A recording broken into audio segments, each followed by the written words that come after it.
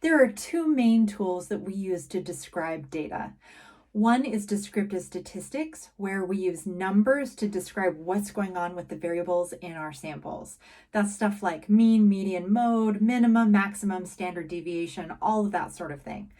The other tool we commonly use is data visualization. So we might do scatter plots or histograms or bar charts or box plots.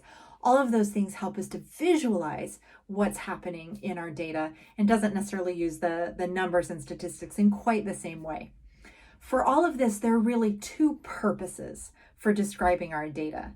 The first purpose, the one that I think that we're all more common with, is to share information about our data with others. So we might tell them, for example, that the average age in our sample is 53, or that most people are satisfied with their government services, or that their nonprofit organization reports high levels of satisfaction with their outcomes.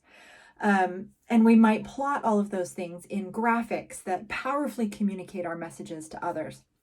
But it's also important to understand that data description and data visualization have really important roles in helping us, the analysts, to make sure that we understand our data well, that we are modeling it appropriately, and that we know what's going on and what the patterns are in our data before we actually run analysis that we share with other people.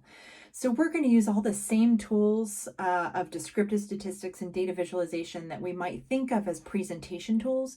We're going to use those internally as well so that we can see our data better, understand our data better, and that's going to help us be better analysts and help us to build better models. So we're going to use it both internally and externally.